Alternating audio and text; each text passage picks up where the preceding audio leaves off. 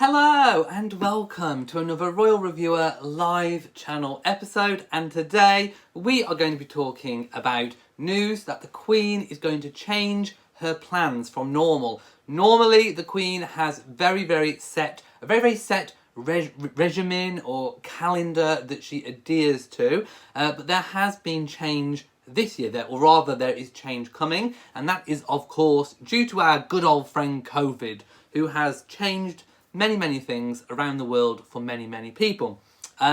So we're going to be delving into that in a moment, but as always this is a live chat, so I will endeavour to try and answer as many viewer comments and questions as I possibly can in the time that we have whilst I am live. So get some comments and questions coming in. If there's anything you don't understand about the royal houses and residences and how the Queen kind of moves between and spends time at the different ones at different points in the year, do let me know and I will do my best, of course, to answer any of your questions. Let me just put my tote bag down. There we go. So yes, I will turn to, let's just start with the actual main story. No, let's start, it's always good to start with a statement, don't you think? So, let's put the glasses on. By the way, I know they give off a bit of a reflection with the light. If I tilt them, they kind of don't. I did actually ask for non-glare glasses, and I think they've done them without the glare, so I do need to go and get that checked out. Let's just take a little sip of tea. So, the statement from the Buckingham Palace reads: the Queen and the Duke of Edinburgh will depart Balmoral Castle, where they are staying at the moment, during the week commencing the 14th of September, to spend time privately on the Sandringham estate. Subject to the finalisation of the autumn programme, Her Majesty's intention is to return to Windsor Castle in October and to resume the use of Buckingham Palace for selected audiences and engagements. These plans will be kept under review and will of course be subject to all relevant guidance and advice. So let's try and kind of deconstruct this. So I spoke about this. This has been rumoured for a while within press circles. The press have obviously got wind that there was going to be a change. And, you know, this just kind of confirms stories that already have come out. In fact, I've already kind of spoken a little bit about this. The difference is that now it has actually been confirmed by the palace. So, as we know, when lockdown happened, the Queen had moved to Windsor Castle, where she has a suite of private rooms and apartments. She has stayed there with Prince Philip. Prince Philip, the Duke of Edinburgh, was flown in from Sandringham, from Wood Farm, where he is staying. Well, he doesn't, he was staying at the time, but he kind of has like a 5-bedroom farmhouse on the Sandringham estate. So when the Queen isn't in residence at the main big Sandringham house, he spends time at Wood Farm. He thinks it's more economical and probably feels more homely in a weird kind of way than to open up the big Sandringham main house when it's just for him. So he spends the bulk of his retirement time, since retirement, at Wood Farm at Sandringham, where he obviously feels very comfortable, very happy, and it would have been at his idea to stay there. Anyway, in fact, that was where he was driving out of when he had that terrible car accident a couple of years ago. Anyway, I digress. So, the Queen, Philip was flown to Windsor, where they remained during lockdown, and then at the start of August they moved to Balmoral a little bit later than what they normally would, but they went straight to the main Balmoral Castle, where they have been staying. So, to move from Balmoral Castle to the Sandringham estate is a change. Normally, they would leave Balmoral in October, so probably they're leaving Balmoral about 3 weeks earlier than what they normally would. They would normally leave Balmoral and then return straight back to Buckingham Palace, or rather in recent years, the Queen has gone to Buckingham Palace to resume duties, and Philip has gone back to Wood Farm at Sandringham. This year, they will be leaving Balmoral on the week commencing the 14th of September, as I said, around about 3 weeks earlier, to spend time privately on the Sandringham estate. It's also important to note that this is probably the longest time in the Queen's reign that they have had like single period of time where Philip and the Queen have actually been together and spent so much time together in one residence at any one time. So, you know, it's almost like the Queen has been having a little bit of a shall we say, can we call it an early retirement? I don't know. Kind of like she's had a little bit of a taste of an early retirement, even though she has carried on with all of her red boxes and video messages and telephone calls to different diplomats and prime ministers around the globe and the Commonwealth. So she's been working, but she hasn't been doing these kind of in-person, what we now deemed as in-person engagements. Just replenishing my fluids. So the Queen is going to move to Sandringham to spend some time in Wood Farm. So this is where I've called the video that she's downsized because of COVID. So this time it's believed that the Queen and Philip will not stay at the main Sandringham house. The Queen will actually stay at Wood Farm, which of course, as I've said, is where Philip has basically made his home. It's a bit like Philip's man cave, I suppose. So the Queen will be spending a few weeks there, and then she will return to Windsor. So she'll be going back to where she spent lockdown at Windsor. And it is, of course, the hope that the Queen will be able to visit Buckingham Palace for audiences and certain engagements. And of course, the autumn programme has not been finalised. It is open for review and change if there are changing government guidance and advice. As we all know, government advice across the globe has kind of changed here and there, and things are being tweaked. So, we're going to have to wait and see exactly how that transpires. There has been indications. I mean, we know that there was a Windsor bubble, but almost like there's going to be a bit of a kind of like an air bridge or a kind of this kind of bubble zone between Sandringham and Windsor as well. So there is kind of this bubble that's kind of widening, but nevertheless it is still very, very much a tight and protective bubble around Her Majesty the Queen. So I'm going to go now. Oh, by the way, I should probably show you a photo of Wood Farm, shouldn't I? Because we've spoken a lot about it, and I should probably show you a photo. So do bear with me while I find one, because I didn't pre-prepare one. So you'll see what I mean about it being kind of downsized, so to speak. So if I just, can I make this bigger? I don't know if I can make that. There we go. Hang on. Bear with. Right. So this is Wood Farm. If you can just about see, it's kind of like a main 5-bedroom house building. It looks in this photo like it's had the roof redone in part, and then there is kind of like a little series of kind of stable block, barns, maybe staff accommodation. But that is the home that Philip has kind of made his retirement home. Got lots of nice kind of ivy growing up the brick facade. I think that looks like it's either skylights or solar panels on the roof. A very comfortable but modest home for a royal. And of course, Philip is notoriously no nonsense, no fuss, no frills if he can help it. I mean, I know it's kind of hard to believe when, he's dressed up in his uniform and he's got all those medals and a cascade of medals, but no, he's not really into fuss. He'd rather be very low-key about things. Right, I'm going to read some comments. I did promise. So, good morning to everybody. I can see people dropping in. H. London says, why are they going to Sandringham? I think what they've decided to do, I mean, there could be a number of reasons. It could even be a revenue issue, because as we know, the kind of pre-summer tourist season was obviously affected by lockdown. Normally, parts of Balmoral, the Balmoral estate, is opened to tourism. And this year, of course, it was not. And it costs a lot of money to run these big private estates. Balmoral and Sandringham are privately funded. And they do break even, and I think they do even make a slight little bit of profit. So it could be to regain a few weeks of tourism, because of course as soon as the Queen arrives in Balmoral, it closes to tourism.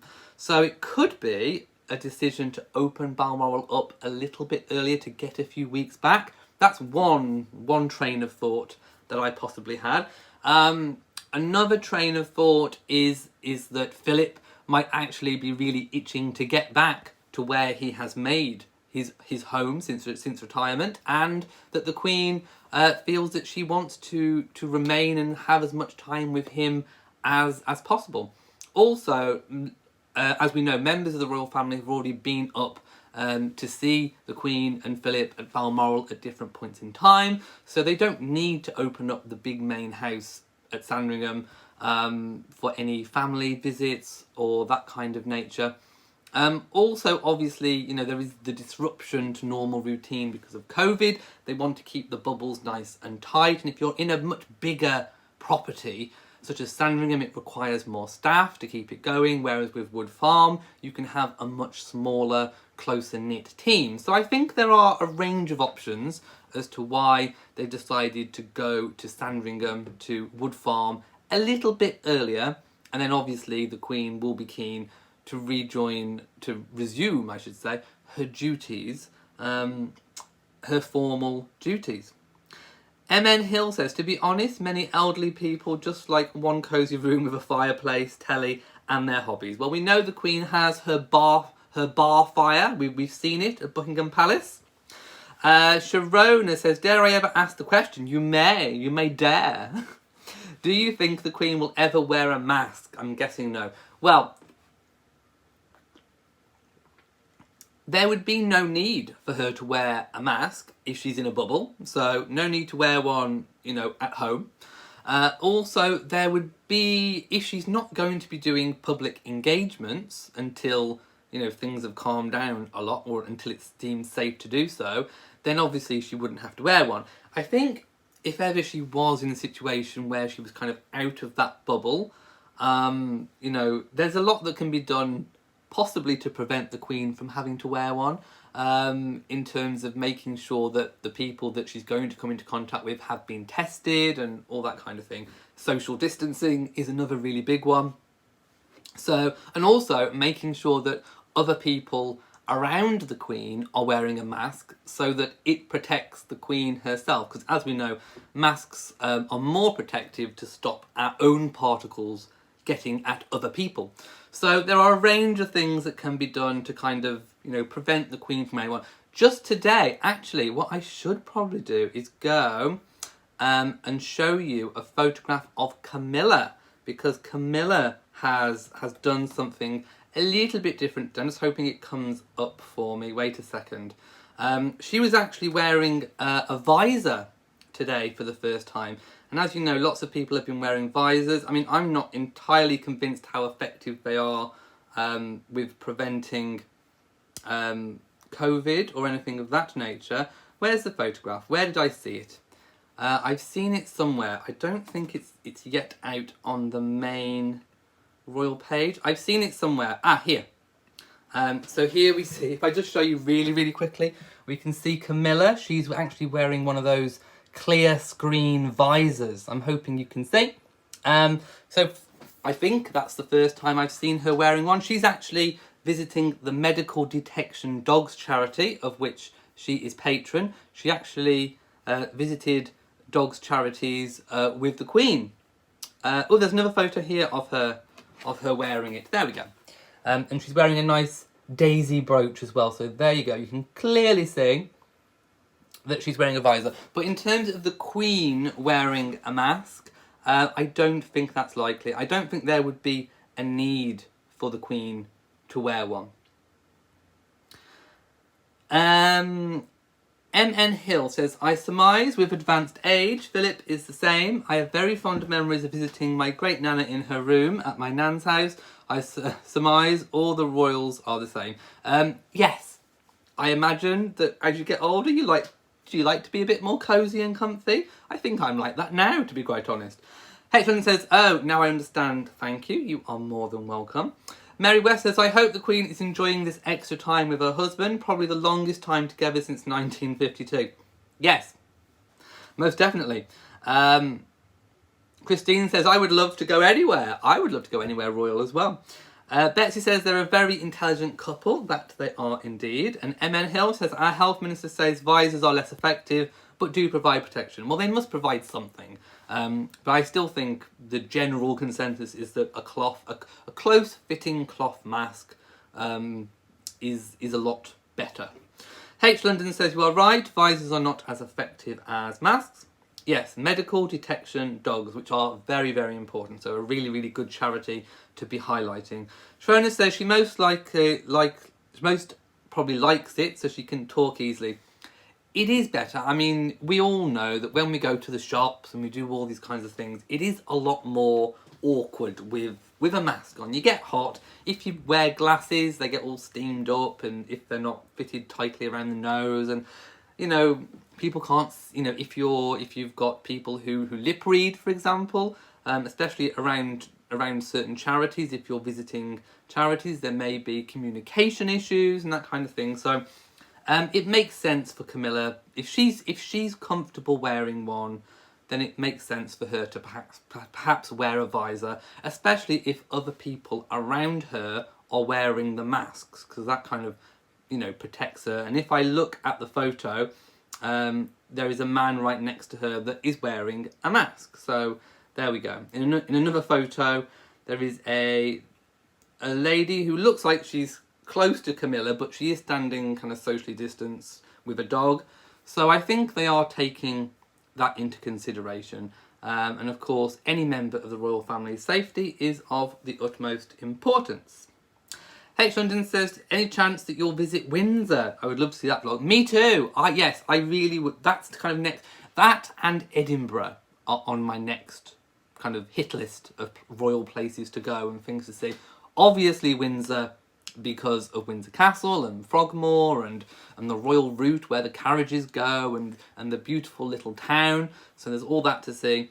But also Edinburgh, because it has all of the royal things to do with Scotland. It has Royal Yacht Britannia, which I really want to go on. It has the Palace of Holyrood House. It's got Edinburgh Castle, and yeah, there's lots of many royal places up at Edinburgh as well. So yes, plenty of different places to go. I don't know when I'm going to next be able to go and see them, but hopefully one day soon. Christine says, Princess Beatrice's wedding dress will go on display at Windsor soon. I hope so. I really hope so. And I'm smiling because that was kind of one of my favourite little dresses. I know at the time I made a whole series of videos about Princess Beatrice's wedding dress, and I just loved the fact that it was vintage. I loved the personal touch. And I'm treading over old ground, but I loved the fact that it was a dress that was previously worn by the Queen. I loved the fact that it was a Norman Hartnell design. I was like, oh, Norman Hartnell. I'd love to see an exhibition of Norman Hartnell dresses and clothes that were designed and worn for the royal family. That's what I would love to see. I think I kind of freak out about that because there are some amazing clothes. I'd be like, right, which dress can I put in my tote bag and take away with me because I want it on display like a piece of artwork. But yeah, no, I would love to go and see that particular dress. I think it's just really personal. I loved the fact that it had been sympathetically altered as well, so that it fit Beatrice. I think Angela Kelly did an amazing job kind of revamping it and adding the kind of little sleeve element to it and extending it. So yes, as soon as that dress comes on display, I would love to go and see that. MN Hill says, I visited both Windsor for Ascot and last year Edinburgh for a project management course. Wow, you've got around. Busy lady. H. London says, oh my, that excites me. Both cities are beautiful. And again, I would love to do a whole series of vlogs for that. What about Highgrove? the gardens are often, I don't know, but is the house open? I'm not sure whether they do house tours as well, but I know they open the grounds. Obviously shut, you know, this period because of Corona's messed up a lot of things for a lot of people. Anyway, yeah, I would love to visit the gardens. I don't know whether you're allowed to film in the gardens at Highgrove. I don't know. We'll have to see, but yeah, but yes, I would love to. I remember Charles and Camilla once, I can't remember which one, whether it was Charles or Camilla, but one of them, either one of them, said that when visitors are at the property, they often like to sit on the floor below the window with the window open overlooking their rose garden, I think it is. I think it was the rose garden section. And they like to eavesdrop. They like to listen. They like to listen in on the members of the public making comments about the garden, which I think was rather good. Oh yes, by the way, speaking of face masks, and should the Queen wear one or any royal? Well, let me go into my handy Royal Reviewer tote bag, because I have the perfect face mask for the Queen. Yes, the Queen should wear a Royal Reviewer merchandise face mask, just like this, and I think it would suit her. It's in the royal colour. So yes, I do think that the Queen should wear this one, or rather Camilla. Maybe I could send one. I could send one to Camilla or Charles. Who would wear one? Which royal do you think would wear my mask? I don't know. Right, let's pop the tote down. Is there a tea towel? I haven't seen that Teespring do one. So I can only add my design to the products that I can add it to. So I'll have a look for a tea towel. I'll have a look. H. London says, do I need to start a GoFundMe page for your travel expenses? Yes, please. It would help. No, I mean, travelling is very expensive because obviously you've got the cost of actually getting there. Edinburgh on the train is very expensive. It's over like £180 or something, you know, each to get up to Edinburgh on the train. It's actually cheaper to fly, believe it or not. And then you've got the hotel accommodation and food and ticket expenses and all the rest of it. So, I mean, in terms of, you know, breaking even on vlogs and stuff, it doesn't really. But it is fun. But it is fun to go and see and to do all those things.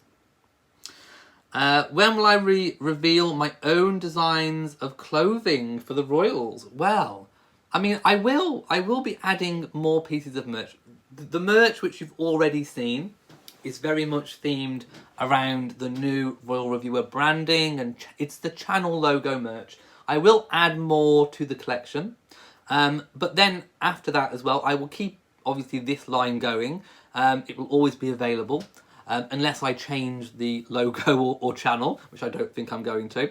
But I will be adding new merch as time goes on. Maybe something for autumn, Halloween, bonfire night.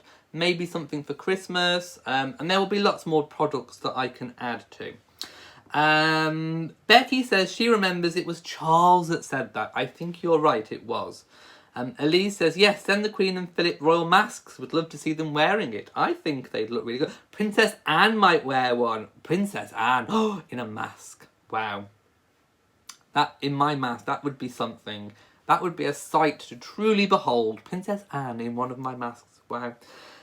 MN Hill says, could tea towels come with embroidery as not to lose label? I don't know. I can only do what they allow me to put my design on, unfortunately.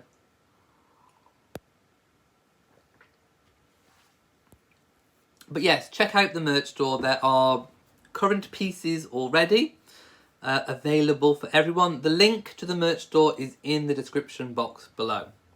Right, okay. So I think I'm going to leave it here for today. Obviously, if anything really big and important happens, I will be back. So it's important that you've hit the bell, the notification bell, and of course that you are subscribed to the channel. MN Hill says, I paid £20 for a good tea towel. Yeah, they retail round about that price. H. London says, I will check into a GoFundMe page. I'm in the US. Could I set one up? I've never done GoFundMe. I've never done it, so I don't know, is the simple answer on that one. But thank you so much. Right. Okay, I'm going to go now. So I hope you've enjoyed this chat. If you have enjoyed it, please give it a big old thumbs up and do all the other stuff that I told you to do. Also leave a comment as well, because I might do a video where I go through comments that are left on the channel, because there seems to be a lot of things out there in the royal sphere that have been, I don't know, miscommunicated or misunderstood, and lots of you might have actual real questions, real pertinent questions, and don't feel that they're too silly or too unimportant to ask. Ask the question and I may compile some of the best ones to make a video answering viewer questions. So leave a comment. Right, okay, I'm going. So, again, from me in Shropshire, mwah, to you all, and goodbye.